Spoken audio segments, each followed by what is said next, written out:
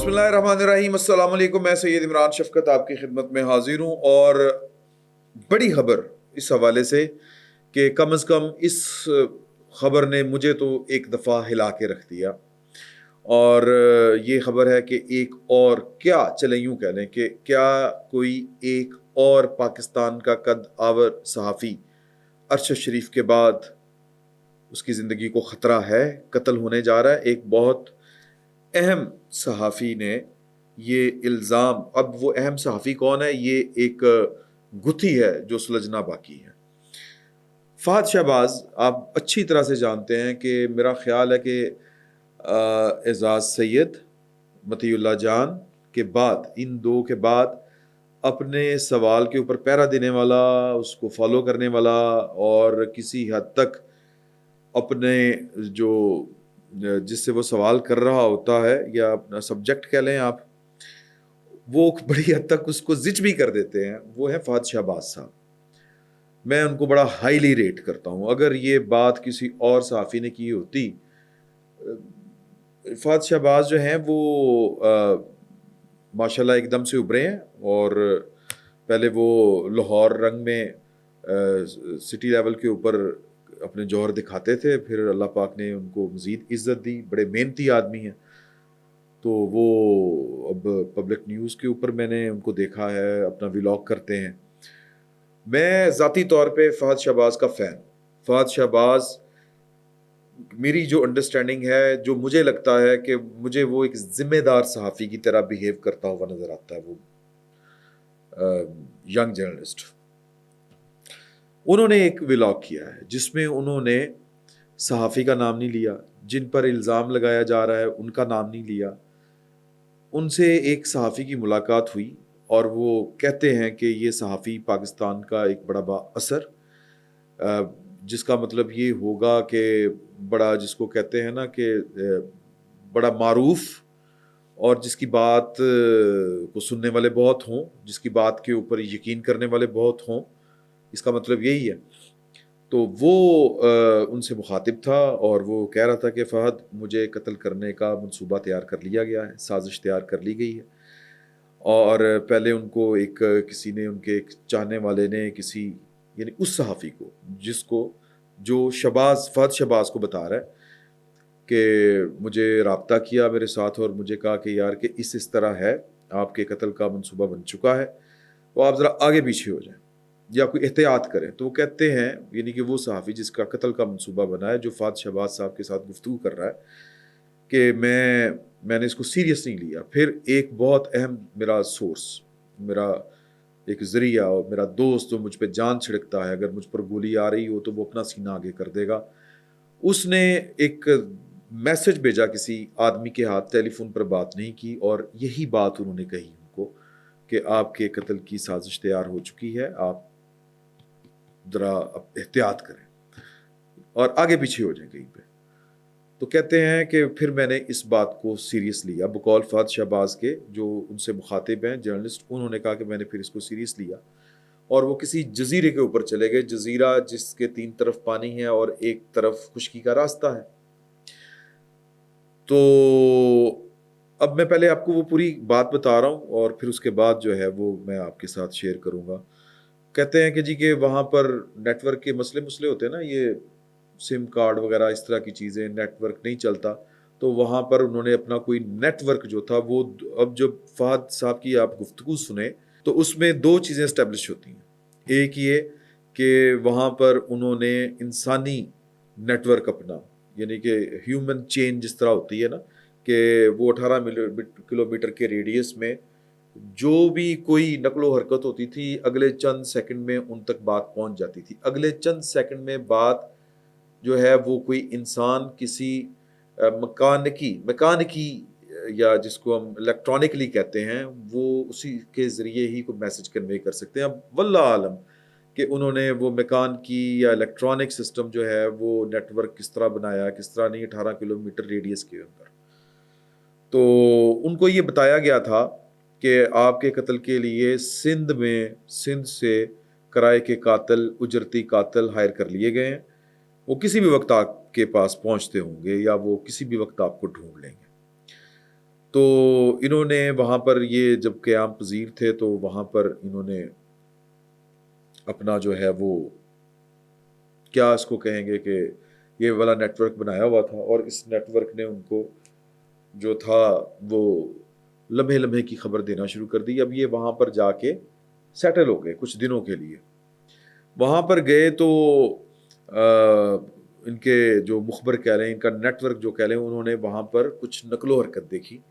وہ جو نقل و حرکت تھی وہ انسانی نقل و حرکت تھی۔ ان کے لوگوں نے، جو صحافی ہیں جن کے قتل کرنے کی سازش تیار کی گئی ہے، ان کے لوگوں نے ان لوگوں سے پوچھا جو وہاں پر آئے تھے کہ آپ لوگ کون ہیں؟ تو انہوں نے کہا کہ جی کہ ہم وائلڈ لائف والے ہیں۔ پھر ان کو بتایا گیا، انہوں نے اپنے سورسز کے ذریعے محکمہ وائلڈ لائف والوں کے ساتھ رابطہ کیا کہ آپ کے لوگ اس ایریا میں، پرٹیکولر جو ایریا ہے وہاں پر کوئی بندے کسی مشن کے اوپر ہیں، کوئی جاب کر رہے ہیں، کوئی ٹاسک کر رہے ہیں۔ تو انہوں نے کہا کہ اس طرح کا کچھ نہیں ہے۔ تو یہ جو کہانی ہے وہ سناتے سناتے انہوں نے یہ بھی انکشاف کیا کہ کوئی ایک بڑا با اثر سیاست دان ہے جس نے یہ سارا کام کیا ہوگا ہے۔ پھر وہ مچھیروں کا بھی انہوں نے ذکر کیا کہ وہ فشنگ کرنے نکلے، جو وہاں پر صحافی جن کا قتل کا منصوبہ ہے وہ وہاں پر گئے، وہ قتل کر تو وہاں پر ان کی کچھ مچھیروں سے ملاقات ہوئی۔ تو اس طرح کی وہاں پر باتیں، تو انہوں نے پھر فیصلہ کیا کہ وہ ذرا آگے پیچھے ہو جائیں۔ میں نے یہ سارا جو ہے گفتگو سننے کے بعد میں نے فہد شہباز صاحب سے رابطہ کیا، تو کچھ ہماری آف دی ریکڈ باتیں ہوئیں، اور آف دی ریکڈ باتوں میں بھی میں نے ان سے یہ جاننے کی، بالکل فہد شہباز صاحب اس کی گواہی دیں گے کہ میں نے جاننے کی کوشش نہیں کی کہ وہ صحافی کون ہے۔ باتوں باتوں میں ہوتا ہے نا پوچھتا ہے کہ وہ کون ہے، میں نے ان سے یہ بالکل ان کو خریدنے کی کوشش نہیں کی۔ وہ جو رپورٹر کرتے ہیں نا کہ ادھر ادھر کی کر کے وہ بات نکلوانے کی کوشش کرتا ہے، بالکل میں نے ان سے صرف ایک بات جو کہی وہ میں آپ کے ساتھ شیئر کر دوں۔ میں نے ان سے پوچھا کہ فہد، میں آپ کو، ایک تو یہ کہ میں آپ کا معترف ہوں، میں آپ کا فین ہوں، اور میں سمجھتا ہوں کہ آپ ٹھیک جرنلسٹ ہیں، آپ ٹھیک جرنلزم کرتے ہیں، آپ بڑے میچور ایک جرنلسٹ ہیں۔ تو آپ، میرا یہ خیال ہے کہ میں پوچھنا یہ چاہتا ہوں کہ آپ کسی کے ہاتھوں استعمال تو نہیں ہو گئے؟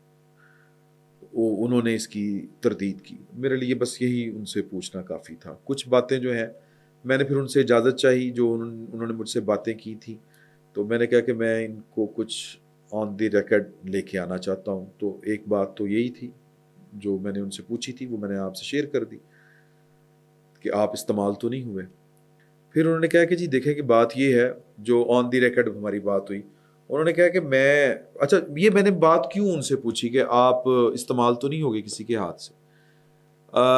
دیکھیں کہ جرنلسٹ جو ہوتا ہے وہ خبر دیتا ہے۔ اب یہ خبر تو اس حد تک ٹھیک ہے کہ ان سے کسی نے بات کی، ہم سے بھی نا، اچھا جرنلسٹ کا یہ ہوتا ہے، اس سے کوئی 50 بندے ملاقات کرتے ہیں اور وہ اپنی مرضی، اور جرنلسٹ کو پتہ بھی ہوتا ہے کہ یہ مجھے استعمال کرنے کی کوشش کر رہا ہے، اور پھر جرنلسٹ جو ہے وہ اپنی جو بھی اس نے ٹریننگ اس کی ہوتی ہے، استادوں کی جو مار کھائی ہوتی ہے، تو وہ ذرا کوشش کرتا ہے کہ وہ کم سے کم استعمال ہو۔ وہ اپنا فائدہ ڈھونڈتا ہے، جو خبر چلوانا چاہ رہا ہے وہ اپنا فائدہ ڈھونڈ رہا ہوتا ہے، تو درمیان میں رہ کے ایک جو لائنز ہیں جرنلزم کی، ان کے اندر رہ کے وہ آپ تک خبر پہنچاتا ہے۔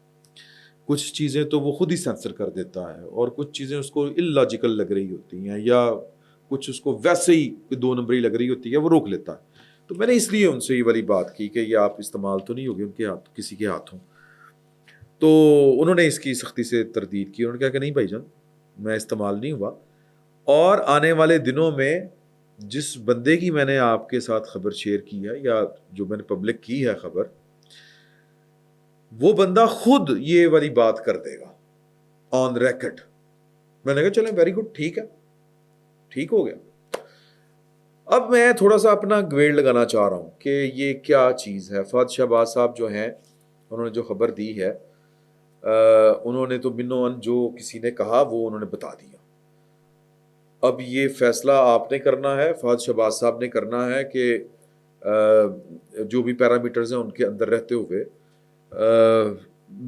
مجھے تھوڑا سا، میں ذاتی طور پر اس کا تھوڑا سا میں غور کرنے کی کوشش میں نے اس پہ کی۔ تو مجھے جو باتیں سمجھ آئی میں وہ آپ کے ساتھ شیئر کرنا چاہتا ہوں۔ مجھے یہ لگ رہا ہے کہ جس طرح انہوں نے بات کی کہ وہ بہت با اثر، بڑی ریچ والا، بڑا با اثر جس کو کہتے ہیں کہ وہ جرنلسٹ ہے، سینئر جرنلسٹ ہے، ٹاپ کا ہے جرنلسٹ، بہت کمپوز رہ کے انہوں نے ان سے بات کی، یعنی کہ بڑے تحمل کے ساتھ کی، وہ کوئی خوف نہیں تھا ان کی آنکھوں میں۔ یہ بھی انہوں نے والی بات دہرائی کہ میں نے ان کی آنکھوں میں بھی دیکھا، وہ کوئی خوف نہیں تھا، بڑے کمپوزڈ وہ یہ ساری جو تھے وہ باتیں بتا رہے تھے۔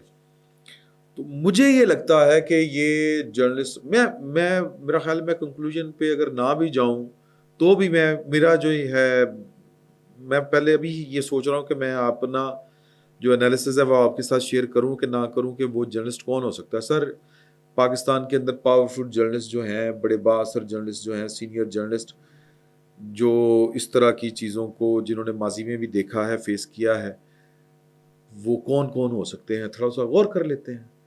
ایک ہیں ہمارے نجم سیٹھی صاحب۔ اچھا، کیا ان سے کسی کو اس لیول کا خطرہ ہے؟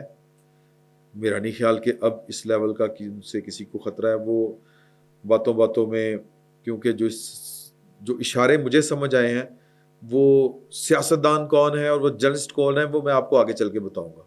تو وہ آج کل جو گفتگو کر رہے ہیں اس میں تو زرداری صاحب کے علاوہ، پیپلز پارٹی کے علاوہ تو شاید وہ کسی کو اس طرح کوئی ایشو نہیں ہوگا ان سے، نہ اسٹیبلشمنٹ کو کوئی ایشو ہوگا، میرا نہیں خیال۔ یا ہو سکتا ہے کہ اسٹیبلشمنٹ کو ماضی میں بھی ان کے ساتھ رہے ہیں، خصوصاً شجاع پاشا صاحب نے ان کا بڑا پیچھا کیا تھا اور پھر بھی ان کو کروایا، بڑا کچھ کیا تھا، وہ پاکستان سے باہر چلے گئے تھے۔ دوسرا جرنلسٹ مجھے اگر کوئی نظر آتا ہے تو وہ عمران ریاض ہے، جس کے جو غائب بھی ہوا تھا، جو اٹھا بھی لیا گیا تھا۔ اس سے پرابلم بھی ہو سکتا ہے، پاکستان کی اسٹیبلشمنٹ کو پرابلم ہو سکتا ہے، لیکن فہد شہباز صاحب کے ساتھ جو گفتگو ہوئی، بڑے محتاط انداز میں فہد شہباز نے جو گفتگو ہم تک پہنچائی، ہم سے مراد یہ ہے کہ جو آن دی ریکٹ کیمرے کے ذریعے، اس میں جو ہے وہ انہوں نے کسی اسٹیبلشمنٹ کا ذکر نہیں کیا، تاثر نہیں دیا اس طرح کا، لیکن سیاستدان کا نام انہوں نے لیا۔ اب وہ سیاستدان کون ہو سکتا ہے؟ وہ سیاستدان جو ہے وہ بڑی آسانی کے ساتھ اگر ہم نام لیں تو وہ صدر مملکت جناب آصف علی زرداری ہو سکتے، کیونکہ کچھ دن پہلے صدر صاحب نے چیف آف آرمی سٹاف صاحب کے ساتھ ملاقات کی تھی، اور اس ملاقات کی بہت زیادہ جو رنج اور تکلیف ہوئی تھی، وہ رنج ہوا تھا اور تکلیف ہوئی تھی، وہ عمران خان صاحب کو ہوئی تھی۔ جیل میں جو انہوں نے گفتگو کی ہے اس کا انہوں نے حوالہ بھی دیا۔ تو پاکستان کی اسٹیبلشمنٹ کے ساتھ صدر صاحب جو ہیں وہ اسٹیبلشمنٹ کے مسائل بھی سمجھتے ہیں، ان کی پرابلم بھی سمجھتے ہیں۔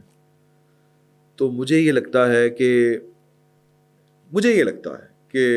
ظاہر ہے کہ فہد شہباز صاحب نے تو اس طرح سے بات نہیں کی، اور نہ میری آف دی ریکارڈ نہ آن دی ریکارڈ ان کے ساتھ اس طرح کی کوئی بات ہوئی ہے۔ مجھے یہ لگ رہا ہے کہ یہ الزام بیسیکلی کہنا تھی نو سنانا نو، یہ صدر صاحب کے کندھے پہ رکھ کے چلائی جا رہی ہے، اشارہ پاکستان کی اسٹیبلشمنٹ کی طرف ہی ہے۔ اب یہ سوال پیدا ہوتا ہے کہ کیا پاکستان کی اسٹیبلشمنٹ اس لیول کا کام کر سکتی ہے؟ بڑی آسانی کے ساتھ ہم کہہ سکتے ہیں کہ جی کر سکتی ہے، کیونکہ ایک الزام پاکستان کی اسٹیبلشمنٹ کے اوپر لکھ کے ارشد شریف صاحب کے لواحقین نے بھی عائد کیا تھا، نام لے کے کیا تھا۔ اس سے پہلے شہزاد سلیم صاحب ایک جرنلسٹ تھے جن کو ایک خبر کی پاداش میں وہ غائب ہوئے تھے، پھر وہ پتہ چلا کمیشن وغیرہ ہی بنے تھے۔ اب وہ کوئی کہیں یہ باتیں آن ریکارڈ نہیں آ سکیں، لیکن الزام یہی ہے کہ وہ پاکستان کی اسٹیبلشمنٹ یا ہمارے حساس اداروں نے ان سے انکوائری کرتے ہوئے، ان کی کوئی پہلے سے چوٹ تھی، پھر ان کی لاش ملی تھی، تو وہ کہتے ہیں کہ یہ ایکسیڈنٹلی ہوا تھا، ارادہ نہیں تھا۔ اس طرح کی باتیں سننے کو ملتی ہیں، واللہ عالم بالصواب۔ میں کسی پر کوئی الزام نہیں لگا رہا، جو باتیں زبانی کلامی سینہ کے زر چلتی ہیں میں وہ آپ کو بتا رہا ہوں۔ ہاں، عمران ریاض صاحب گرفتار تو نہیں، خیر غائب ہوئے تھے، پھر اس کے بعد گرفتار بھی ہوئے. وہ جو ہے وہ اس طرح کی گفتگو بھی کرتے ہیں جو گفتگو کچھ لوگوں کو بہت بری لگتی ہے، اور میرے علم میں ہے کہ اس طرح کی گفتگو بہت سے لوگوں کو بری لگتی ہے. لیکن پاکستان کی اسٹیبلشمنٹ اس پوزیشن میں ان حالات میں ہے کہ وہ اس طرح کا کوئی بڑا کام کر جائے، یا یہ ایک محض الزام ہے؟ سوال اب یہ پیدا ہوتا ہے. میرا نہیں خیال کہ پاکستان کی اسٹیبلشمنٹ اس پوزیشن میں ہے کہ وہ جناب اتنا بڑا کوئی نواں سیاپا، کوئی نواں کٹا کھول لے. I doubt. باقی جو ہے وہ اللہ بہتر جانتا ہے، ہم تو اپنا اندازہ ہی بتا سکتے ہیں. اور کیا یہ واقعی عمران ریاض صاحب ہیں، یہ آنے والا وقت بتائے گا، لیکن گویڑ تو یہی لگتا ہے کہ یہ وہی. تو اب سوال یہ پیدا ہوتا ہے کہ کیا یہ واقعی سازش ہے یا یہ کوئی سٹنٹ ہے؟ کیونکہ ابھی تک ہم ارشد شریف کے معاملے میں بھی کوئی بھی بندہ نہیں پہنچ سکا کسی نتیجے کے اوپر، بس باتیں ہیں. ارشد شریف صاحب کے معاملے کے اوپر ٹاپ آف دا ٹاپ لوگوں میں سے میری ایک شخص کے ساتھ، ایک پرسنالٹی، ایک ریاستی عہدیدار کے ساتھ ٹاپ آف دی ٹاپ، یا مطلب پاکستان کے 2-3 بڑے اہم جو لوگ ہوتے ہیں اسپیشل اسٹیبلشمنٹ کے لوگ، ان میں سے ایک سے میری بھی یہ بات ہوئی تھی. تو انہوں نے مجھے جو جواباً کہا تھا، تو انہوں نے اب کوئی وہ ظاہر ہے کہ اتنے بڑے عہدوں کے اوپر جو لوگ پہنچتے ہیں وہ چیزوں کو ڈیل کر کے پہنچے ہوتے ہیں، ہر طرح کی صورتحال سے نمٹ کے پہنچے ہوتے ہیں. میں اپنی تمام تر وہ جو تجربہ کاری ہے اس کو ملحوظ نظر رکھتے ہوئے یہ بات کر رہا ہوں کہ جب وہ میں نے اچانک سے سوال کیا تھا کہ ارشد شریف لوگوں کو آپ لوگوں نے راستے سے ہٹایا، تو ان کا جو فوری رد عمل تھا وہ حیران کر دینے والا تھا. وہ حیران کن آنکھوں سے انہوں نے میری طرف دیکھا کہ میں نے ان کے منہ کے اوپر بیٹھ کے یہ والی بات کتنی آسانی کے ساتھ کر دی، اور انہوں نے شدید صدمے کے عالم میں مجھے کہا کہ نہیں یار، یہ آپ کیسی بات کر رہے ہیں، آپ یہ بتائیں کہ سب سے بڑا فائدہ ارشد شریف کے قتل کا کس کو ہوا، کون کر رہا تھا. میں نے ان سے اب یہ بات جو ہے میں پہلی دفعہ آپ کے ساتھ آن ریکارڈ کر رہا ہوں، میں نے ان سے پھر باتوں باتوں میں نے کہا جی کہ دیکھیں یہ تو بڑا آسان ہے، وہ آپ کے اوپر الزام لگاتے ہیں، آپ ان کے اوپر الزام لگاتے ہیں. وہ انہوں نے باتیں ہم پھر مختلف جو ممکنات جو ہیں وہ ڈسکس کرتے رہے. تو انہوں نے کہا کہ یار اب یہ پتہ نہیں بات مجھے کرنی چاہیے کہ نہیں کرنی چاہیے. کہ انہوں نے بہرحال وہ یہ کہا کہ جی کہ اس کا فائدہ تو وہ جو عمران خان صاحب کی موومنٹ اٹھ نہیں رہی تھی ایک دم سے کتنا فیول ملا تھا. تو میں نے کہا یہ عمران خان کے پاس اتنے وسائل تھے کہ وہ یہ والا کام کر لیتے ہیں ادھر جا کے. تو پتہ نہیں میں یہ بات آپ کو بتاؤں کہ نہ بتاؤں، آپ ڈر لگن لگ پیا قتلوں کی گل ہو رہی. تو انہوں نے کہا کہ نہیں عمران خان کو بھی یہ سہولت فراہم کی گئی تھی، میں چلے یوں کر دیتا ہوں.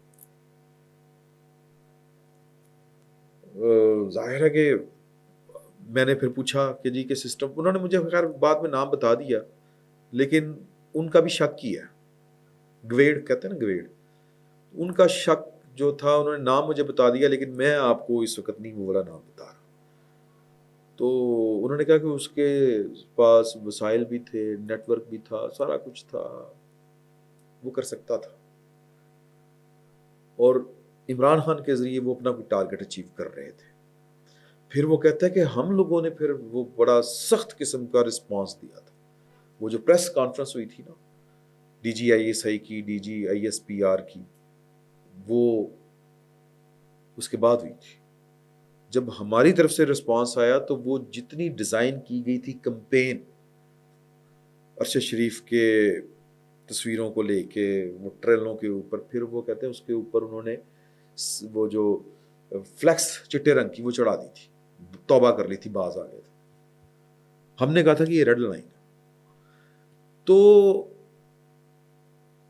وتیرہ ہے یعنی پاکستان کی ایک پولیٹیکل پارٹی، یعنی کہ پاکستان تحریک انصاف کا، ہر دوسرے دن اپنے قتل کا الزام لگاتے ہیں ان کے اور ان کے لائک مائنڈڈ لوگ. کبھی بشرا بی بی کو زہر دے دیا، کبھی مجھے قتل کرنے کی سازش تیار کر لے گی ہے، میں نے بیان ریکارڈ کرا کے دے دیا، کبھی فلاں کو مار دیا گیا، یہ ہو جائے گا، وہ زہر دے دیتے ہیں، 3 مہینے بعد بندہ پھڑک جاتا ہے، یہ ہو جاتا ہے، وہ ہو جاتا ہے. تو جو ہے وہ اپنے مقاصد کو حاصل کرنے کے لیے کسی بھی تحریک کو فیول دینے کے لیے، ایندھن دینے کے لیے یہ بہت کچھ کر سکتے ہیں، کر لیتے ہیں.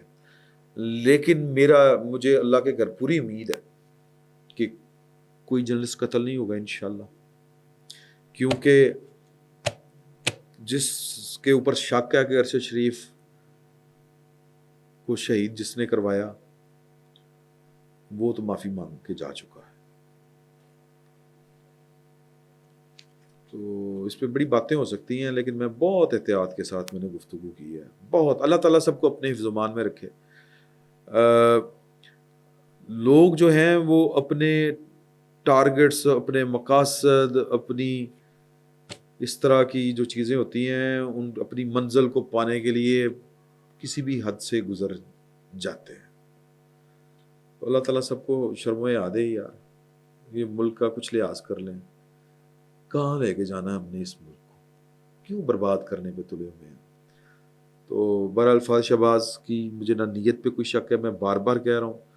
اور فاض شہباز آپ بھی پلیز میری کسی بات، میں نے آپ پہ کوئی بات نہیں کی، مجھے نہ آپ کی صحافت پہ کسی قسم کا کوئی شک ہے، نہ آپ کی نیت کے اوپر کسی قسم کا شک ہے. جس نے آپ کو یہ باتیں بتائی ہیں اگر تو میرا اندازہ ٹھیک ہے تو وہ میں نے کھل کے بتا دی ہیں. باقی واللہ عالم بالصواب. فہد شہباز صاحب اس راز کے امین ہیں. جب تک وہ شخص سامنے نہیں آتا تب تک تو ٹک ٹک ٹک ٹک ٹک ٹک لگی رہے گی. فی الوقت اتنا ہی. بہت بہت شکریہ.